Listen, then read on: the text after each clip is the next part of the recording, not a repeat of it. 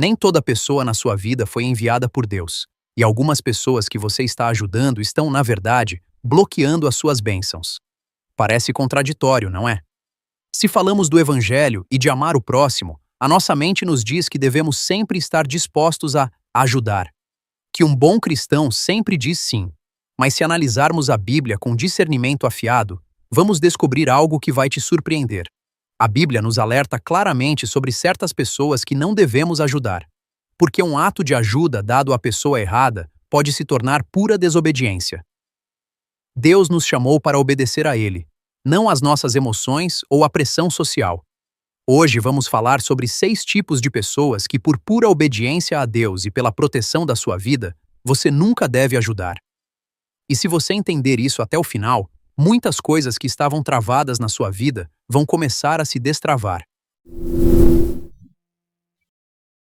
Vamos começar com uma realidade que muitos crentes têm dificuldade de aceitar. Achamos que ser cristão significa dar sem limites a qualquer pessoa que pede. Mas Jesus mesmo nos ensinou a estabelecer fronteiras com aqueles que só buscam se aproveitar. Em João capítulo 6, depois que Jesus multiplicou os pães e os peixes, uma grande multidão começou a segui-lo desesperadamente. Mas Jesus, que conhecia as intenções deles, os confronta no versículo 26 e diz: Vocês estão me procurando, não porque viram os sinais, mas porque comeram dos pães e se fartaram. Eles não queriam Jesus. Queriam os recursos dele.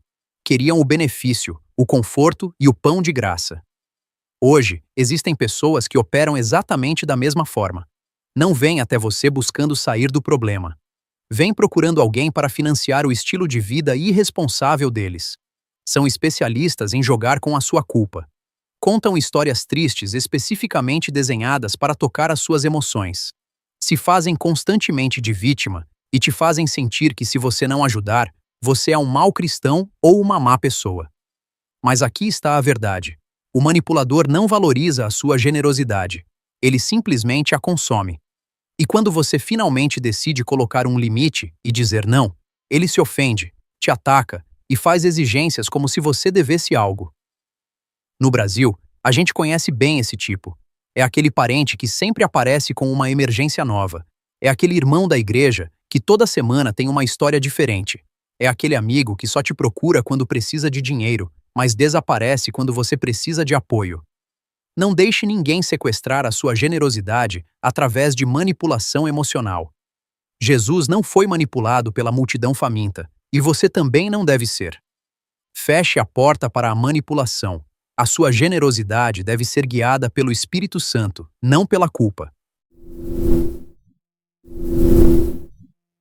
De todos os pontos, este talvez seja o que mais confronta a mentalidade moderna. Mas é vital. Mateus capítulo 18, versículos 15 a 17, nos dá o protocolo oficial de Jesus para lidar com o impenitente. Ele diz que se alguém peca, e depois de várias tentativas de correção privada e pública, se recusa a ouvir até mesmo a igreja, trate-o como pagão ou publicano. Nos tempos bíblicos, isso era drástico. Significava retirar a proximidade, a confiança e o apoio especial reservado exclusivamente para irmãos na fé. Era tratar a pessoa como alguém fora da cobertura, para que ela sentisse a sua profunda necessidade de Deus. O apóstolo Paulo é ainda mais direto em 1 Coríntios capítulo 5, versículo 11, quando ordena que não nos associemos com ninguém que se diz irmão, mas é imoral ou ganancioso. Com tal pessoa, nem sequer comer. Provérbios capítulo 26, versículo 11, diz: Como o cão que volta ao seu vômito, assim é o tolo que repete a sua loucura. Isso não é dureza, é realidade. Deus quer que você reconheça padrões, não apenas personalidades.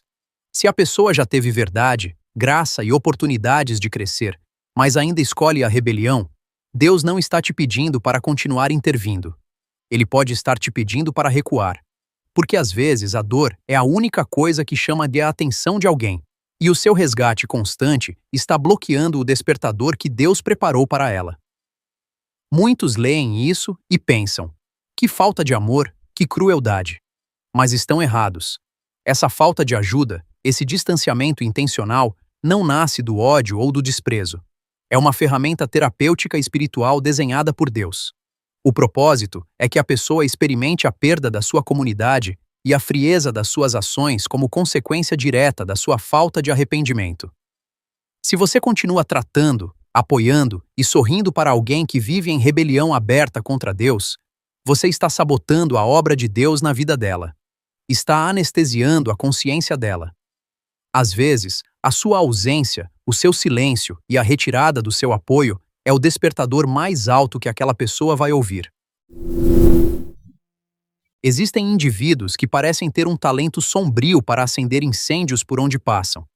São semeadores de discórdia, espalham fofoca, levantam suspeitas, criam facções e destroem a paz. Tito capítulo 3, versículo 10, nos dá uma diretiva que não deixa margem para dúvida. Ao homem divisivo, depois de uma primeira e segunda admoestação, evita-o. A instrução não é tente entender. Não é se coloque no lugar dele. A instrução é evita-o. Se afaste. Não tenha nada com ele. Deus não vai abençoar o que divide o povo dele.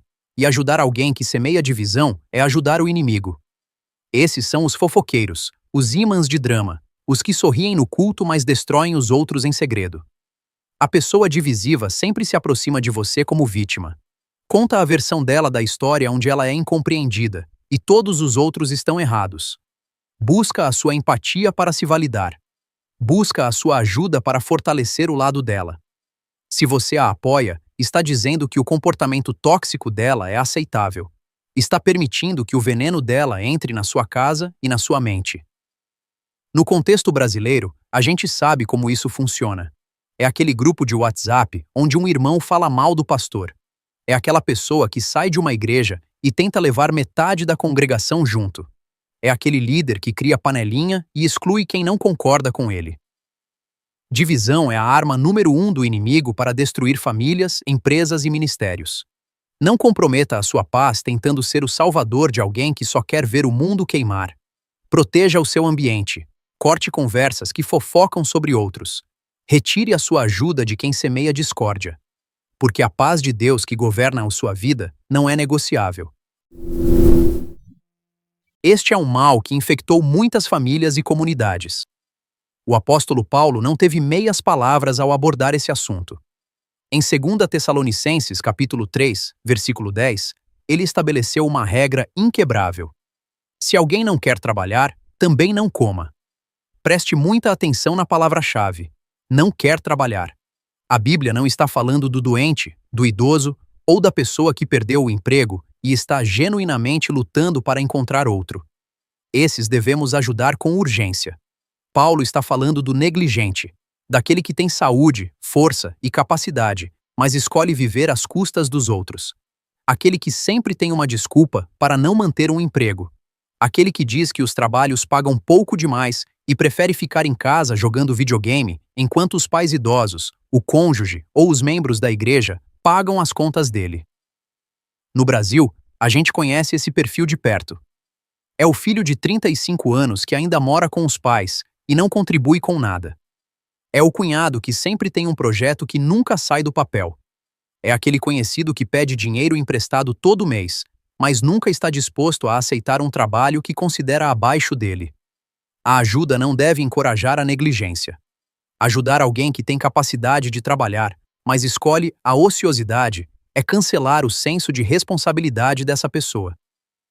Trabalho não é castigo, é o design de Deus para nos dar dignidade e propósito. Quando você facilita a vida de um preguiçoso, está roubando dele essa dignidade. Está criando um adulto incapaz. Se você realmente ama essa pessoa, corte o suprimento. Deixe ela sentir o peso da vida adulta. Fome e necessidade são ferramentas pedagógicas poderosas para curar a preguiça. Não subsidie a ociosidade sob a desculpa de misericórdia cristã. Se alguém olha para você em vez de olhar para Deus, pare de ajudar. Você não é o salvador dela. Começa de forma sutil. Pedem oração, côncio, apoio. Mas com o tempo, passam a depender mais de você do que de Deus. E a verdade é que toda vez que você corre para resolver, está ocupando um lugar que só pertence a Deus. Em Atos, capítulo 14, quando o povo tentou adorar Paulo e Barnabé como deuses, eles rasgaram as suas vestes e gritaram: Somos apenas humanos como vocês. Eles conheciam o perigo de permitir que as pessoas os elevassem, em vez de elevar aquele que os enviou. Você pode guiar, pode orar, mas não pode ser a fonte de alguém. Esse papel é sagrado. Se a pessoa continua se voltando para você, em vez de se voltar para Deus, a sua ajuda se tornou um obstáculo. É como construir uma escada para alguém que não tem intenção de subir. Essa pessoa não está buscando liberdade, está buscando conforto na dependência. E enquanto você estiver disponível como muleta, ela nunca vai desenvolver as próprias pernas espirituais. No contexto da igreja brasileira, isso acontece muito. É aquele membro que liga para o pastor toda vez que precisa tomar uma decisão simples. É aquela pessoa que não consegue orar sozinha e sempre precisa de alguém intercedendo por ela. É aquele discípulo que nunca amadurece porque sempre tem alguém carregando o peso que ele deveria carregar. Amor verdadeiro às vezes significa dizer: eu não vou resolver isso por você. Vai buscar a Deus. Ajoelha e ora. Abre a Bíblia. Porque a minha função é te apontar para Cristo, não substituí-lo. Jesus ministrou às multidões, mas se retirava sozinho para orar. Lucas capítulo 5, versículo 16, diz: Jesus frequentemente se retirava para lugares solitários e orava. Se o Filho de Deus precisava de distância, você também precisa. Não é egoísmo proteger a sua energia. É guerra espiritual. Porque um espírito esgotado não discerne com clareza, e o esgotamento é uma das armadilhas favoritas do inimigo. Chegamos ao ponto que define a sua lealdade à verdade. Vivemos numa era onde a tolerância é exigida acima da fidelidade à Bíblia. Mas o amor verdadeiro não abraça a de mentir. Em 2 João, capítulo 1, versículos 10 e 11, encontramos um dos alertas mais sérios do Novo Testamento. Se alguém vem até vocês e não traz este ensino, não o recebam em casa nem o saúdem, pois quem o saúda torna-se participante das suas obras malignas. Aqueles que promovem falsas doutrinas, que distorcem o Evangelho, que negam a obra de Cristo ou que ensinam coisas contrárias à palavra de Deus, não devem receber o seu apoio. Nos tempos antigos, isso significava literalmente não dar hospedagem ou dinheiro para as viagens missionárias deles. Hoje, isso significa não financiar os ministérios deles, não comprar os livros deles, não compartilhar o conteúdo deles e não dar plataforma a eles na sua vida. No Brasil, vivemos um momento onde falsos mestres prosperam. Pregadores que vendem milagres. Pastores que distorcem a graça para justificar o pecado. Líderes que misturam o evangelho com misticismo, com autoajuda barata, com teologia da prosperidade sem base bíblica. Canais que acumulam milhões de seguidores pregando um Cristo que não exige arrependimento e uma fé que não exige obediência. Se você recebe alguém que não traz a doutrina de Cristo e deseja sucesso a essa pessoa, ou a ajuda na missão dela, a Bíblia declara que você se torna participante das obras malignas dela. Você se torna cúmplice na confusão que ela vai espalhar na mente de outros. Aqui, não ajudar não é questão de orgulho. É um ato de fidelidade absoluta à verdade. É proteger a pureza do Evangelho. Você não precisa ser grosso, mas precisa ser firme. A sua obrigação é com Cristo e a palavra dele, não com o conforto de agradar a todos. Romanos capítulo 1, versículo 32, dá um alerta aterrorizante. Menciona que não apenas os que praticam o mal são culpados, mas também os que apoiam. Os que se comprazem no que eles fazem, ou os que facilitam o caminho deles. Não manche as suas mãos apoiando o que Deus odeia. Senhor Deus, eu te agradeço por essa palavra. Agradeço porque tu nos amas o suficiente para nos confrontar com a verdade. Pai, neste momento eu peço discernimento sobre a vida de cada pessoa que está ouvindo essa mensagem. Abre os olhos espirituais de cada um para reconhecer quem tu colocaste na vida deles e quem o inimigo plantou como distração. Senhor, se existe alguém que estamos carregando e que tu nunca nos pediste para carregar, dá coragem para soltar. Dá firmeza para dizer não sem culpa. Dá sabedoria para discernir entre compaixão genuína e desobediência disfarçada de bondade. Pai, liberta os teus filhos da manipulação emocional. Liberta da culpa falsa que o inimigo usa para nos prender a pessoas e situações que drenam a nossa força espiritual. Liberta do medo de desagradar os homens quando a nossa obrigação é agradar a Ti. Declaro limites saudáveis sobre cada vida. Declaro discernimento afiado sobre cada relacionamento. Declaro obediência radical à Tua voz, mesmo quando isso significa caminhar sozinho por um tempo. Protege as nossas famílias. Protege os nossos ministérios. Protege o nosso chamado. E que toda pessoa que não foi enviada por Ti seja gentilmente removida do nosso caminho, para que possamos correr a corrida que Tu preparaste para nós sem peso desnecessário. Em nome de Jesus.